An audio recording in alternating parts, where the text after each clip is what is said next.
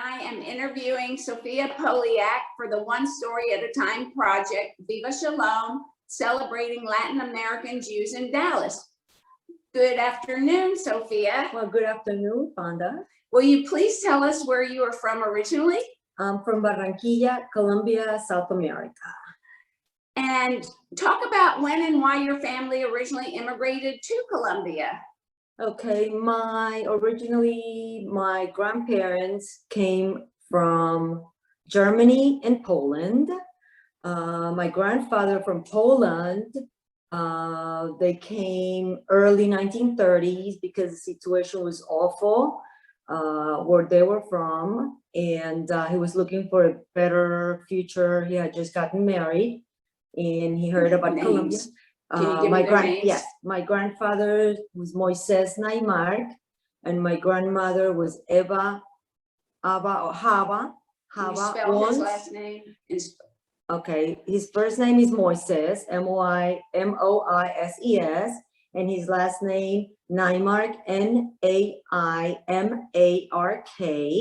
and he came from Poland, and he married my grandmother. It's in Spanish is Eva, Naimark, Eva, but it's really Hava, Chawa. That's how they spelled it. And the last name, she was Wons, W-O-N's, maiden name, and married Naimark, Naimark. My grandfather came first in the early 1930s looking for work. My grandmother there were three sisters, and she was the youngest. Their names? Their names were Esther, Hanche, and then my grandmother is Hava, but it was really Esther, Hanche, and Hafke. They used to call her Hafke. That was her Yiddish name. They got married, the three of them got married in Poland, and their husbands went to Colombia, immigrated to Colombia first, looking for a better life for themselves as Jews in prosperity. And they came. Why Colombia? And not sure about why Colombia. On the side of my father, I'm not sure exactly why they went to Colombia. They must have heard from somebody, or the port was open. Where I'm from in Barranquilla, we have the Puerto de Colombia, which is a port where ships would arrive. It's on the Caribbean coast. I am from the beach.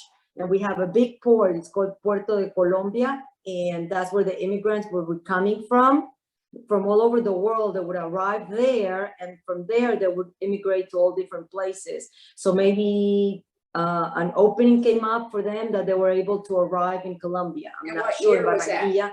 That was in the early 1930s, very early 1932, okay. Maybe. And then my grandfather came first, and his brother-in-laws, and then after about 2 years, they made enough money to send to Poland for the sisters to come to Colombia, and then they came, and they started, yes. How did they make their money? They started making the clippers. They just went selling whatever they could throughout the whole, first they had to learn the language, because they spoke Polish and they spoke Yiddish. They just spoke, Yiddish amongst themselves. And when they arrived, there were a few Jews, and I think mostly like Syrian Jews, already in Barranquilla, very, very few, the Sephardic community, but it was very, very small. They arrived, few years before, I think. And they must have had help from people, I have no idea, but they survived.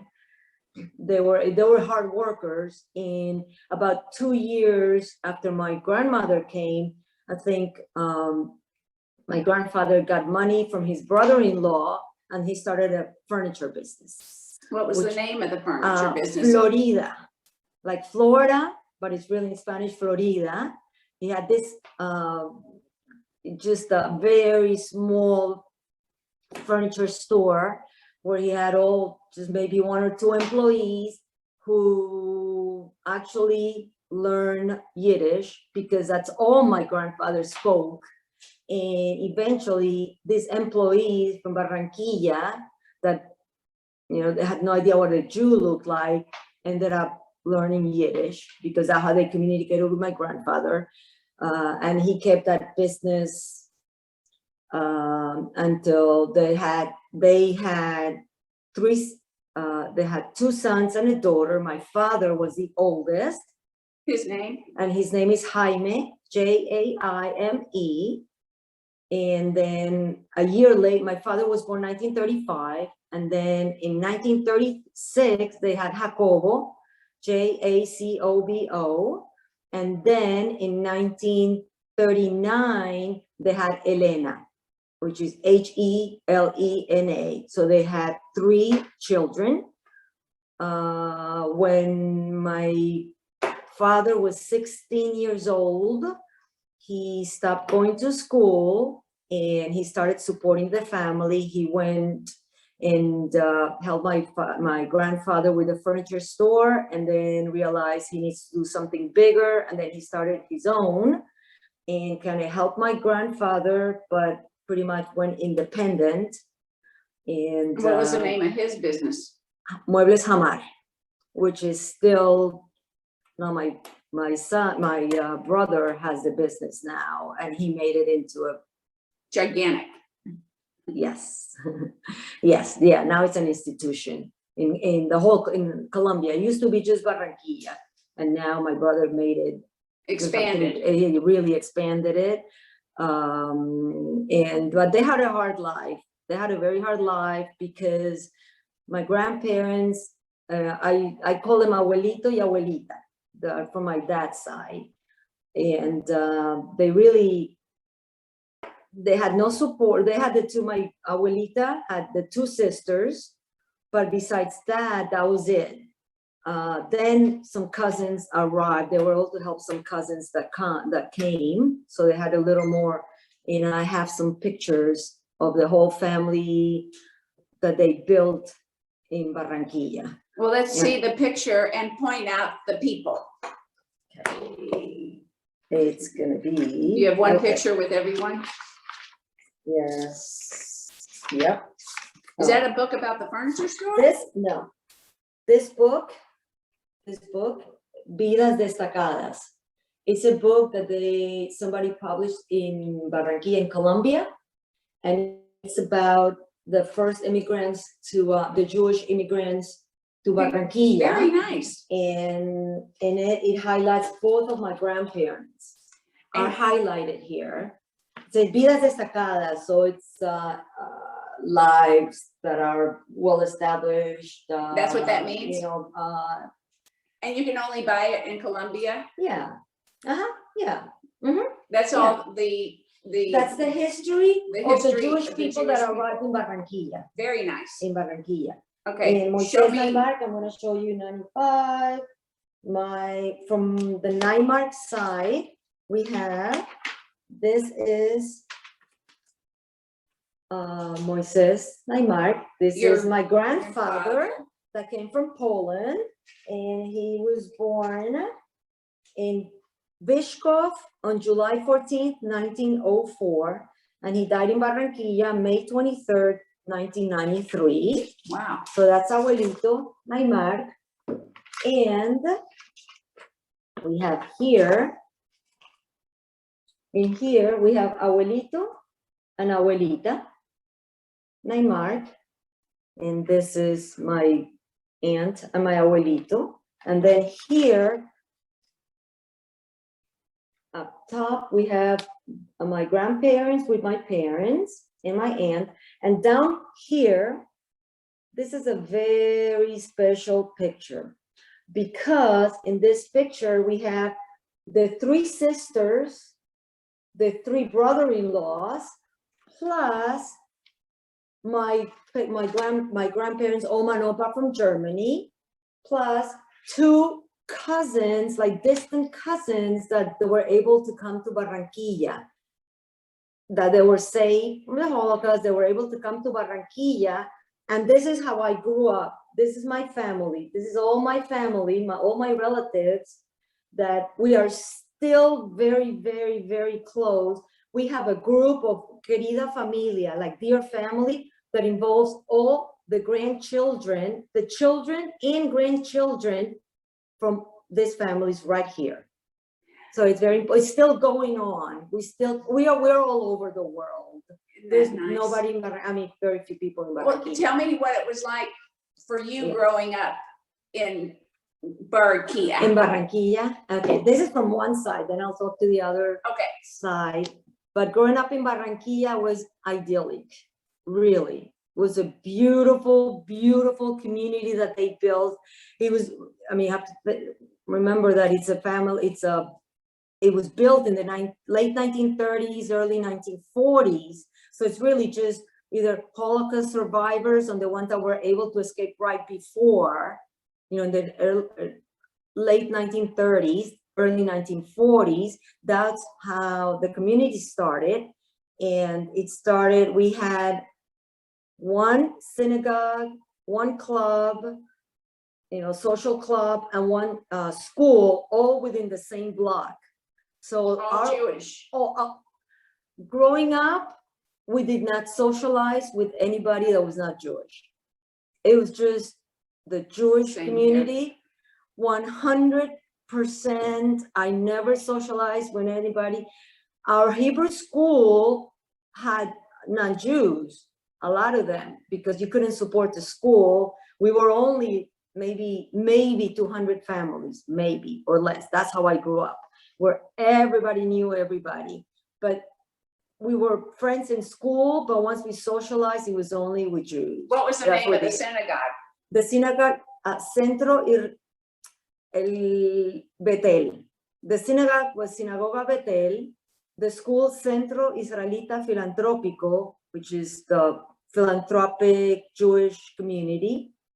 And the school was Colegio Hebreo Unión, the Jewish school, the Unified Jewish School. Like So you that. still have family in Colombia? Yes, I running still- the furniture store. Well, I still have my brother, my oldest brother, Max. I'll show you where to have my brother here. Okay, I got from my parents, I have Max, which is my oldest brother. Max, M-A-X, married to Dolly, D-O-L-L-Y. And then I have my brother, David, who's the youngest, and he lives in Panama.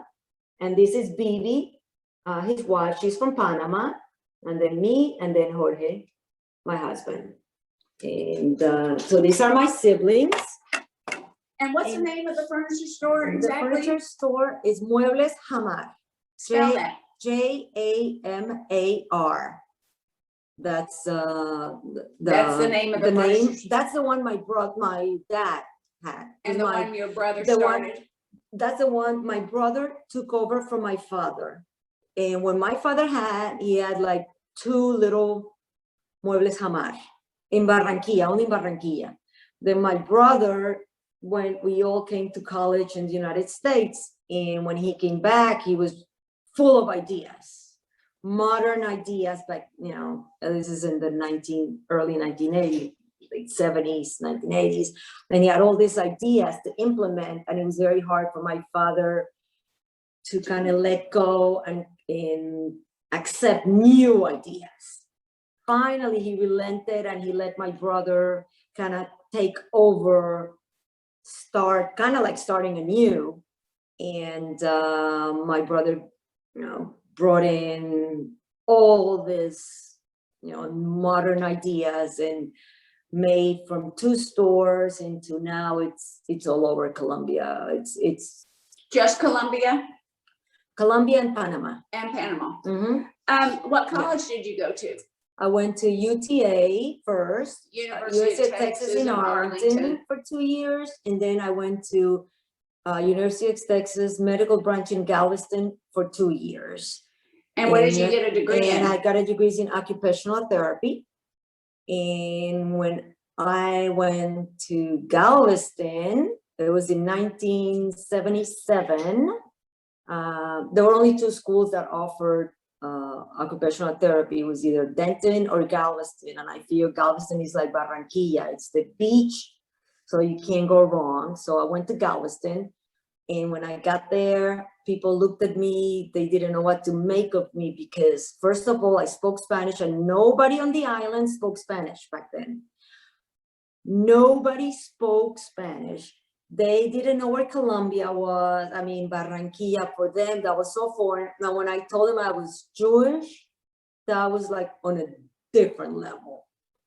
It was just, fast forward 40 years and nobody speaks Spanish there now, but nobody speaks English there. It's all Spanish now. But back then, I was the only one in the island that spoke Spanish pretty much. The whole school, medical school, nursing, OT, PT, I mean, All American.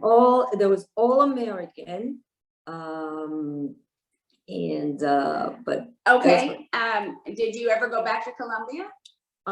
yes, I went every year when I had Michelle and Jenny, my girls. Wait, hold on a minute. You didn't ever go back to live in Colombia? Well, once I came to United States, once I came to school, I went to Galveston, and when I was in Galveston, there was a girl from New York going to school, a Jewish girl that I met. I think it was at a Purim. They had something, there were like maybe 5 Jews in the whole island. And I went to inquire, and this girl from New York that was going to medical school there, we started talking. And when I told her that I'm Jewish and I'm from Colombia, she said, well, there is a guy here in med school who is from Argentina, and he is Jewish. I said, interesting. And that was it. Well, she got a hold of that guy, who then came to my dorm to find out about me, to inquire about me. When he came the first time, I wasn't there, but all my suite mates, we were 2, 4, there were 6 of us. There were 5 there and not me. I wasn't there, so they told her to come back. And when he came back, I was there. We met, we started dating, and I never went back to Colombia. Okay, so I got married, and we stayed. Okay, where did you, when did you get married?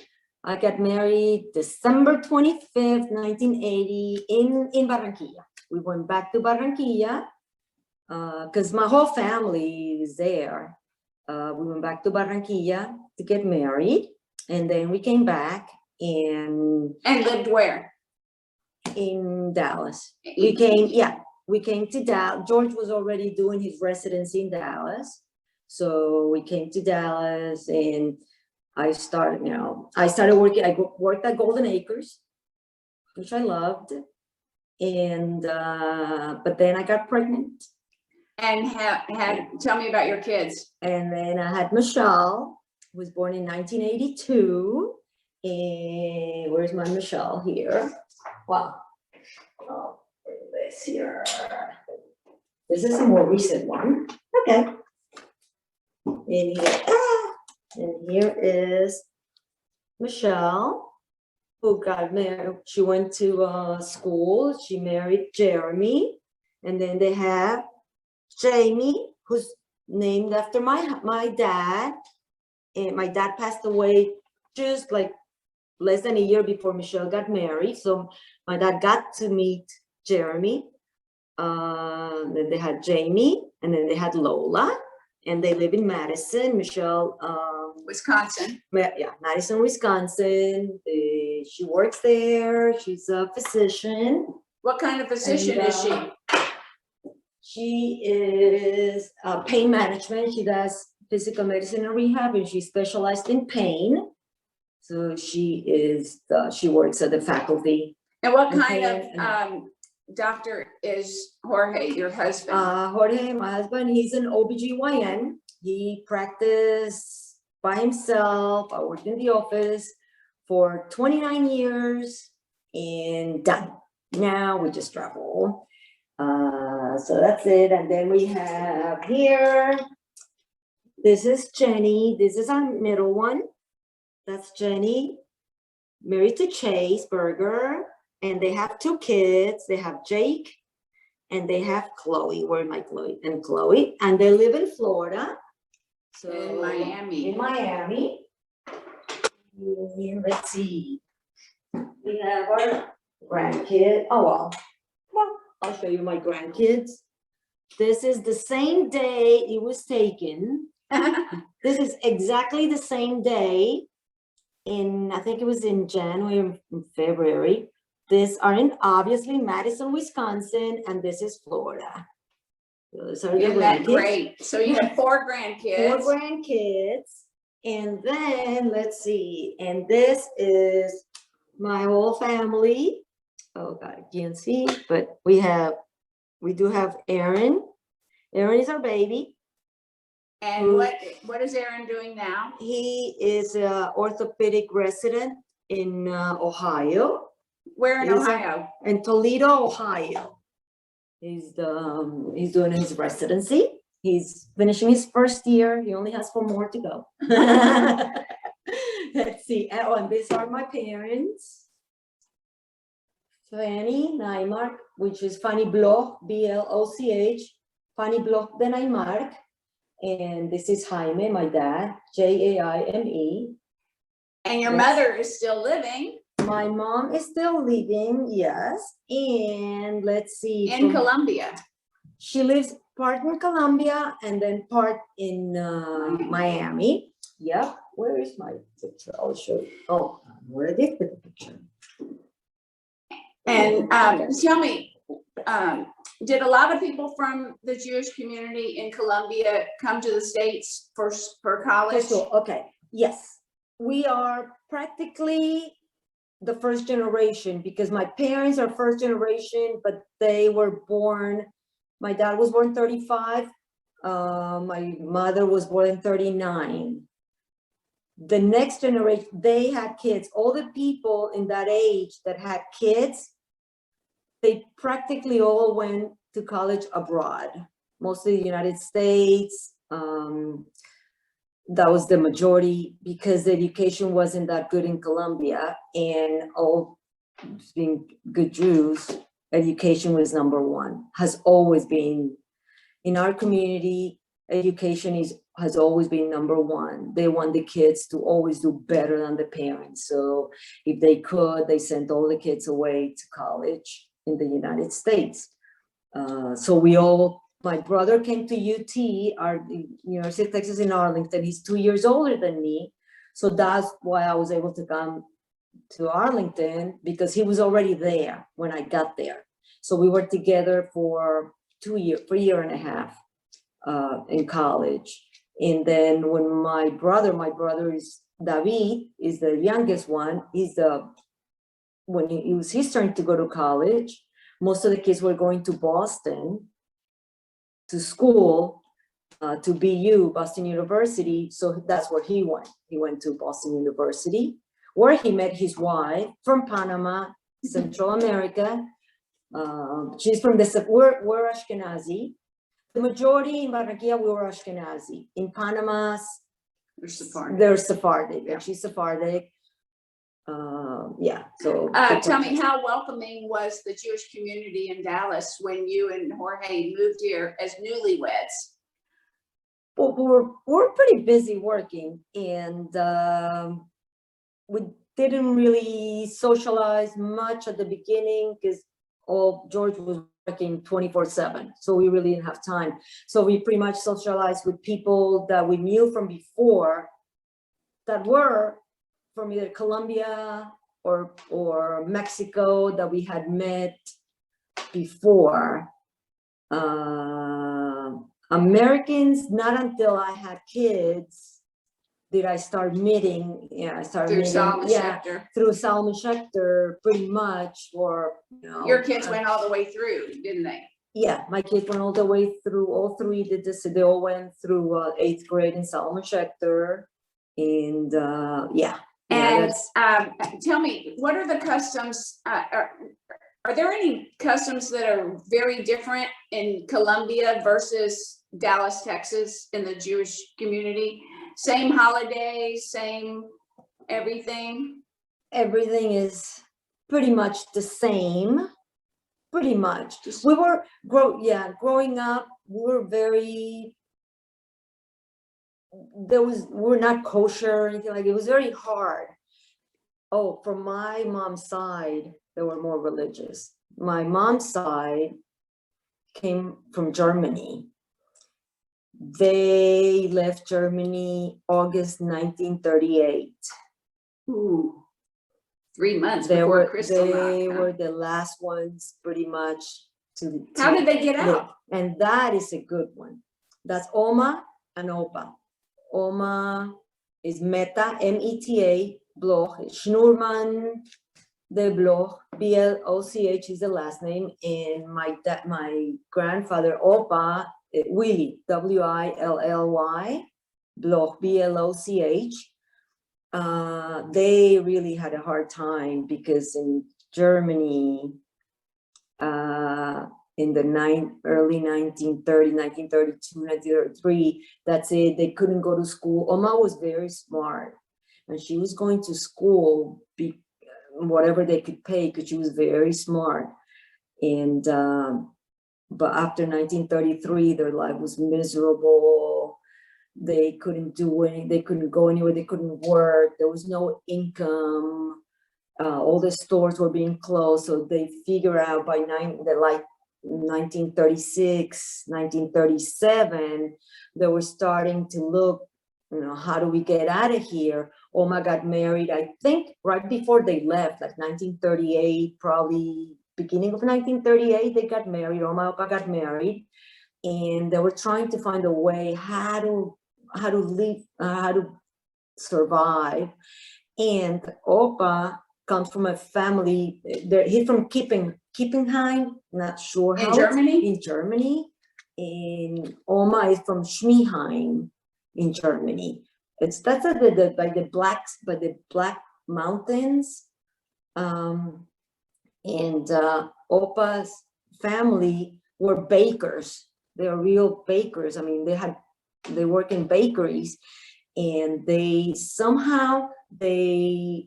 Opa found out that in Colombia, at that time, the president was they needed bakers, and they were giving visas for bakers to come to Colombia.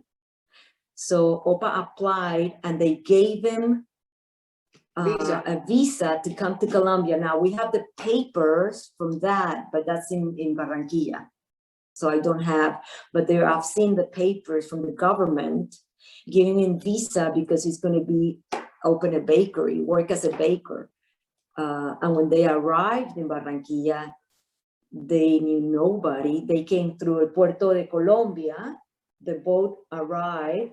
By that time, it was already 1938. It was probably August, September. The community knew that anytime a ship would arrive, maybe some Jews would be coming. So every time a ship would arrive, there were some Jews waiting for them, not knowing them, but waiting for them, because they knew that that's how they would come. So they would arrive, and when they arrived, there were some people waiting, and you already know who's a Jew coming from the ship. I mean, let's see. You can tell. You can tell, and the way they arrive. Let's see, Opa. How did your grandparents meet each other in Germany? That family. I'm not sure how. Okay, that's okay. But when they came, they were able. He finally opened the bakery in Colombia. In Colombia, first he would sell whatever he could sell, and they had the little carriage with the horse, and then they opened a little bakery where he would provide, bake the bread and put it in the little horse with a little trailer in the back. Yeah. And he would sit there in the carriage, and he would bring the bread, the bread all over. And he was so good that he did really well. He was able to expand the bakery. It was the bakery and the house attached, all of it attached. Nice. The house and then the bakery. He lived and worked in the same place. Yeah, the same. Everything was just there. And he did very well, except where in the world? It's, I'll show you my grandpa. Opa, where is Opa? Sorry, Bloch. Oh, 35. Everybody's in that book, all your relatives. My relatives, I am ancestors. Very lucky. I'm very lucky that, well, I have no great grandparents, but this is Willy Bloch. He's the baker. He's the baker, Willy Bloch, the baker, and this is pretty much. Where is it? Oh, here. Wait, pull the That's- page back. Yeah, That's Oma and Opa. That's, when they first arrived, Mhm. almost in Colombia. yes. Very nice, Yes, very and this nice. is my mom with my grandpa. And this is a picture. This one here, right before they left Germany, both sides of the family. Let them read the words underneath your fingers. Yeah, Oh. yeah. So this Okay. is all the family, both of their families, when they left, they had like a little get together. And Did you want to talk about these? this is the only thing that I have. My grandpa, Opa from Germany, he was pretty religious. And this is what he brought with him On the boat. on the boat, his shofar. And he would play them for us. He brought two of them? Yeah, I have them. I took them both. Isn't that nice? Tell me about your, I just want to mention your hobby, you and Jorge, your hobby with tandem bike riding all over the world. Our hobby now, since we bought a tandem, a bike for two, we bought it in 1991. We bought the tandem at the end because we were going to start, the girls were already big, they were almost 10 and 7, so we could go, the two of us, and we bought a nice tandem. But what happened was that a couple of months later, maybe 2 months later, I found out that we were going to have another baby. That's Aaron. So we couldn't ride the bike, so he sat there, and instead it was used by George and the girls. He would take the girls biking all over, just in Dallas. Once we retired, now many years later, we've taken up on riding our tandem all over the world. So that's our main hobby. Is we take the bike apart, put it in 2 suitcases, and we go on trips. We go to Morocco and New Zealand, and we were in Chile with the most beautiful trip, and we came back March 15th, 2020. Oh, and that was it. That's it. And we're done with the trips, and hopefully we'll get going again. Okay, well, I'm going to wrap it up, and I want to know what tradition you have now. Do you get together with your entire family once a year? Yes, Or we what do you try do? with our family, which is the girls and Aaron, we try And Aaron. as many times as we can to get together. Now with the pandemic is different. So we go, right now we're going to go in the summer, and we're all going to meet in Aspen and spend a week together. We always try to, we always have either Pesach here in the house, but this year, No. we couldn't. Only Michelle came from Madison because they drove down here because they had vacation. Jenny couldn't drive. It's from Miami, it's just a lot more. Yeah, it's just too much. Normally we get together either for Rosh Hashanah, the whole family, or for Yom Kippur, or for Pesach, the whole family. And then the summer we try also to have everybody together. Now from my extended family, my mom and my siblings, we also try to. My mom turned 80 in 2019, and we all got together. This is my extended family. I'll leave it here. Yeah, it was a wedding. This is a bar mitzvah. Oh, bar mitzvah. This is a bar mitzvah. This is the one that I have, and that's my siblings with their kids. My kids, it was when my dad was alive, and we do try to get together as much as we can. We're very family oriented. Okay, is there anything you want to wrap it up with and Uh, say about the Jewish community and how it's been wonderful to you, and how your kids continue your traditions? And The Jewish part is really important for us. We always stress it to the kids. We send them to Jewish day schools, and we always told them our grandparents suffer so much that we have to continue the tradition, because then we're not going to let them win. We're not going to let evil cannot win. So we always say we continue the traditions, you're a Jewish, it doesn't matter what happens around the world, just remember, you're Jewish and you're always help. We're at tzedakah and helping, it's our tradition. Repair the world. Yeah, repair the world. That's what we believe in, and that's what we preach to our kids. And just be happy. My grandparents were always happy. They suffered so much, but growing up, I never knew that. You know, they didn't really talk a lot about the past. They were so happy that somebody said, anything bad happened to you, they would have said no, because they had a family going on. They didn't have, you know, everybody perished in the Holocaust from the Germany side. Everybody perished except them because they survived.